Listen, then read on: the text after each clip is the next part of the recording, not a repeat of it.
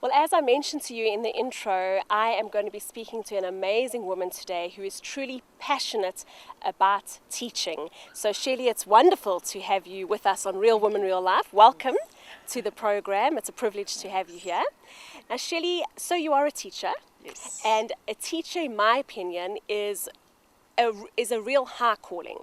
I think many people take teaching almost too casually, and they just may see it as just, oh, this is something that I can take or get a degree in it, and maybe don't necessarily have the passion that follows through with it. But in the short time that I've known you, it's clear and apparent that you are very passionate about what you do. Why did you go into teaching? I studied theology at the Bible Institute in Cork Bay, and when I came to the end of my studies, it was what next? And I was asking the Lord to lead me, to guide me, and I was reminded by a friend to think back to what I always wanted to do, and that was teaching.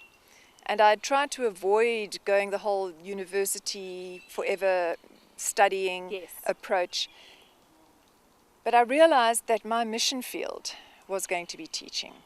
And my greatest desire was to teach biblical studies or religion studies in schools.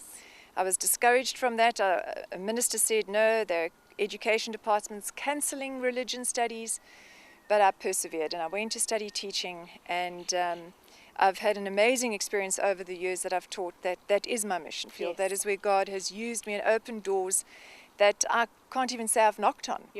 You know, He's just given me opportunities. Initially, when I started teaching, I taught religious studies.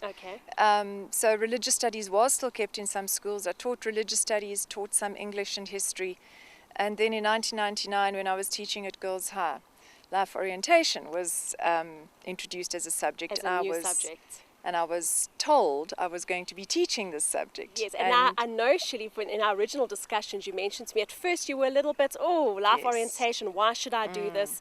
But in the greater scheme of things, you now realize this was God's purpose for you and God's extreme direction to get into life orientation. So you now are a life orientation teacher. What exactly is that?